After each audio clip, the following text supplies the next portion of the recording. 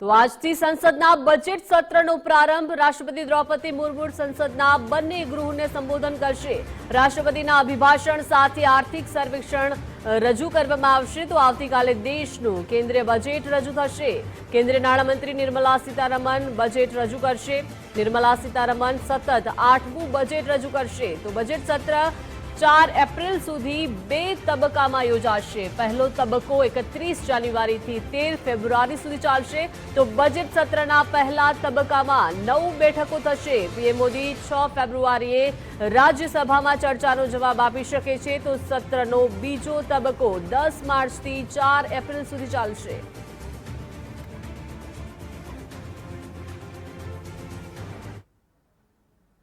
તો આવતીકાલે 2025ના રોજ કેન્દ્રીય બજેટ રજૂ કરવામાં આવશે। નાણામંત્રી નિર્મલા સીતારમણનું આ સતત 8મું બજેટ હશે।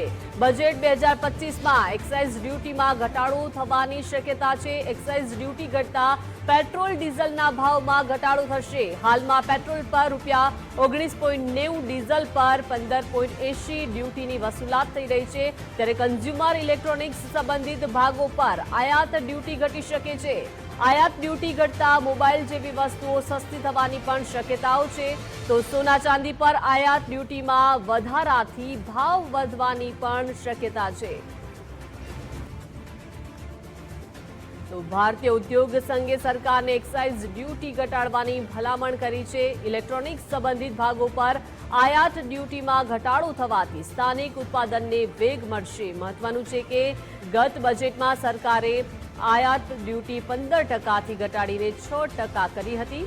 તો ઓગસ્ટ 2024ની વાત કરીએ તો ઓગસ્ટ 2024માં સોનાની આયાત વાર્ષિક ધોરણે લગભગ 104% વધીને લગભગ ₹87,000 કરોડ થઈ હતી। તો ભારત સરકાર આયાત ઘટાડીને વેપાર ખાદ્ય ઘટાડવા ઈચ્છી રહી છે। તો બજેટ 2025માં ₹10 લાખ સુધીની વાર્ષિક આવક કરમુક્ત થઈ શકે છે। ₹15 લાખથી 20 લાખની આવક માટે 25%નો નવો ટેક્સ બ્રેકેટ રજૂ થઈ શકે છે। હાલમાં 15 લાખ રૂપિયાથી વધુની આવક પર 30% ટેક્સ છે। નવા નિયમ મુજબ મૂળભૂત મુક્તિ મર્યાદા ₹5 લાખ કરી શકે છે। તો નવો ટેક્સ બ્રેકેટ રજૂ થશે। મહત્વનું છે કે સરકાર ઈચ્છે છે કે મોટાભાગના લોકો નવી કર વ્યવસ્થા અપનાવે। નવી વ્યવસ્થા જૂની વ્યવસ્થા કરતા સરળ હશે। મહત્વનું છે કે મોટાભાગના લોકો હવે નવી કર વ્યવસ્થા અપનાવે। તેના માટે જૂની વ્યવસ્થા જે છે તેના કરતા નવી વ્યવસ્થા સરળ છે। મહત્વનું છે કે નવી વ્યવસ્થામાં દસ્તાવેજીકરણની કોઈ જ ઝંઝટ નથી। ₹10 લાખ સુધીની વાર્ષિક આવક કરમુક્ત થઈ શકે છે। ₹15 લાખથી 20 લાખની આવક માટે 25%નો નવો ટેક્સ બ્રેકેટ રજૂ થઈ શકે છે। તો હાલમાં 15 લાખ રૂપિયાથી વધુની આવક પર 30% ટેક્સ છે। તો નવો ટેક્સ બ્રેકેટ રજૂ થશે તેને લઈને આ સમગ્ર વિગતો છે। તો હાલમાં 15 લાખ રૂપિયાથી વધુની આવક પર 30% ટેક્સ વસૂલવામાં આવી રહ્યો છે। તો બજેટ 2025માં પીએમ કિસાન સન્માન નિધિ 12,000 થઈ શકે છે। 9.4 કરોડથી વધુ ખેડૂતોને 3 હપ્તામાં ₹2,000 ટ્રાન્સફર કરાયા છે। ત્યારે આયુષ્માન ભારત યોજનાના વ્યાપમાં વધારો થવાની પણ શક્યતા છે। હાલમાં આર્થિક રીતે નબળા અને 70 વર્ષથી વધુ ઉંમરનાને લાભ મળે છે। આયુષ્માન ભારત યોજના હેઠળ 36 કરોડથી વધુ કાર્ડ બનાવાયા છે। અટલ પેન્શન યોજનાની પેન્શન રકમ બમણી એટલે કે ₹10,000 થઈ શકે છે। હાલમાં માસિક પેન્શન ₹1,000થી 5,000 જ્યારે 7 કરોડથી વધુ લોકોની નોંધણી થઈ છે। તો 3 મહત્વપૂર્ણ યોજના આવી શકે છે। પીએમ કિસાન સન્માન નિધિ 12,000 થઈ શકે છે। ખેડૂતોને 3 હપ્તામાં ₹2,000 ટ્રાન્સફર કરાય છે। ત્યારે સંસદની સ્થાયી સમિતિએ કિસાન સન્માન નિધિ વધારવાની ભલામણ કરી છે। તો આયુષ્માન યોજનાથી વધુમાં વધુ લોકોને સારી આરોગ્ય સેવા મળશે। તો સ્થાયી સમિતિએ કિસાન સન્માન નિધિ વધારવાની ભલામણ કરી છે। તો આયુષ્માન યોજનાથી વધુને વધુ લોકોને સારી આરોગ્ય સેવા પણ મળશે। અટલ પેન્શન યોજનાની વાત કરીએ તો અટલ પેન્શન યોજનાની પેન્શન રકમ બમણી એટલે કે ₹10,000 થઈ શકે છે। અટલ પેન્શન યોજનામાં 2015માં શરૂ કરાઈ, જ્યારે ઘણા સમયથી તેમાં કોઈ જ ફેરફાર થયો નથી। ત્યારે બજેટ 2025માં સંકલિત રાષ્ટ્રીય રોજગાર નીતિ અમલની શક્યતા છે। રોજગાર ઉત્પન્ન કરતા વિવિધ મંત્રાલયોની યોજનાઓને એક છત્ર હેઠળ લવાશે। મહત્વનું છે કે ગામડાઓમાં કચેરીઓમાં કામ કરવા ઇન્ટર્નશીપ કાર્યક્રમની જાહેરાત થઈ શકે છે। સરકારી કચેરીઓમાં ઇન્ટર્નશીપ ફક્ત સ્નાતક યુવાનો માટે જ હશે। વિદેશમાં નોકરીમાં મદદ માટે આંતરરાષ્ટ્રીય ગતિશીલતા સત્તામંડળ બનાવી શકાય। કૌશલ્ય વધારવા અને રોજગાર પેદા કરવા માટે પણ સ્ટાર્ટઅપ્સને ટેકો આપી શકાય છે। તો રોજગારના નવા રસ્તા બજેટમાં ખુલી શકે છે। મહત્વનું છે કે સંકલિત રાષ્ટ્રીય રોજગાર નીતિ અમલમાં આવી શકે છે, એટલે કે CIIએ સંકલિત રાષ્ટ્રીય રોજગાર નીતિની માંગ કરી છે। રોજગાર ઉત્પન્ન કરતા વિવિધ મંત્રાલયોની યોજનાઓને એક છત્ર હેઠળ લાવવામાં આવશે। ગામડાઓમાં કચેરીઓ જે છે તેમાં કામ કરવા ઇન્ટર્નશીપ કાર્યક્રમની જાહેરાત પણ થઈ શકે છે। તો ગામડાની વિવિધ કચેરીઓમાં કામ કરવા માટે ઇન્ટર્નશીપ કાર્યક્રમની જાહેરાત થઈ શકે છે। સ્થાનિક લોકોને પણ તેમાં વધુને વધુ રોજગારી મળી શકે છે। 29 વર્ષની સરેરાશ ઉંમર સાથે ભારત એક યુવા દેશ છે। મોટા પાયે રોજગાર સર્જનની પણ જરૂર છે। તો કૌશલ્ય વધારવા અને રોજગાર પેદા કરવા માટે સ્ટાર્ટઅપ્સને ટેકો આપી શકાય છે। તો બજેટ 2025માં આરોગ્ય ક્ષેત્રના બજેટમાં લગભગ 10% વધારો થઈ શકે છે। ગયા વર્ષે આરોગ્ય માટે 90,958 કરોડ રૂપિયા અપાયા હતા।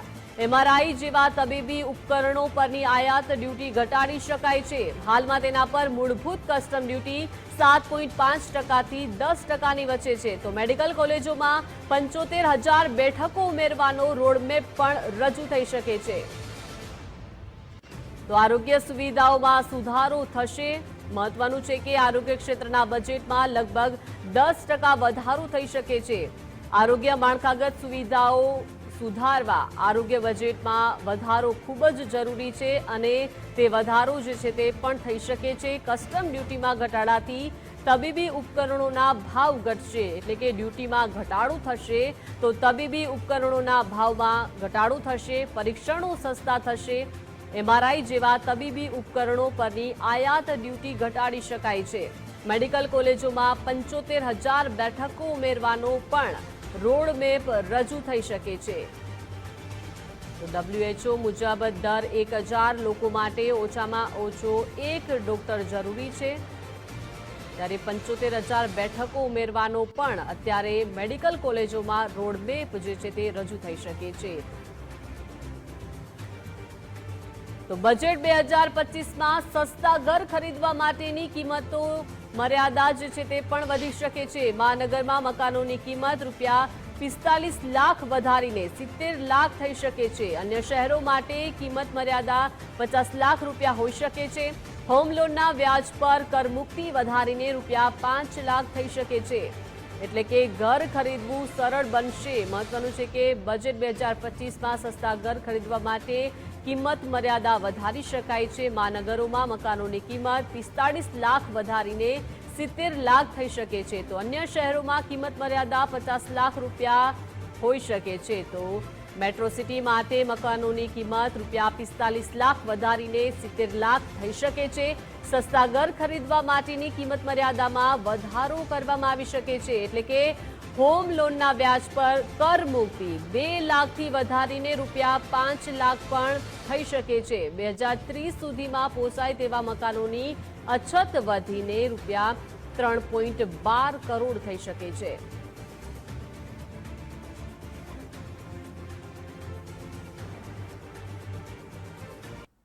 નાણામંત્રી નિર્મલા સીતારમણ આવતીકાલે સતત 8મી વખત બજેટ રજૂ કરવા જઈ રહ્યા છે, જેને લઈને ગુજરાત ફર્સ્ટની ટીમ દ્વારા લોકોનું શું માનવું છે, લોકોની શું આશા અપેક્ષા છે તેને લઈને લોકો સાથે વાતચીત કરવામાં આવી છે। ગુજરાત ફર્સ્ટની ટીમે કચ્છના લોકો સાથે વાતચીત કરી છે અને તેમની પ્રતિક્રિયા મેળવી હતી, જેમાં ગૃહિણીઓનો એક જ નાદ હતો કે મોંઘવારી ઘટવી જોઈએ। ગૃહિણીઓનું કહેવું છે કે બજેટ પ્રમાણે ઘર ચલાવવું ખૂબ જ મુશ્કેલ બન્યું છે। સાથે જ લોકોનું કહેવું છે કે જન્મથી મૃત્યુ સુધીની જીવન જરૂરિયાતની દરેક વસ્તુઓ વ્યાજબી ભાવે મળવી જોઈએ। સરકાર મધ્યમ વર્ગના લોકોનું વિચારીને આવનારું બજેટ બહાર પાડે તેવી આશા લોકોએ વ્યક્ત કરી છે।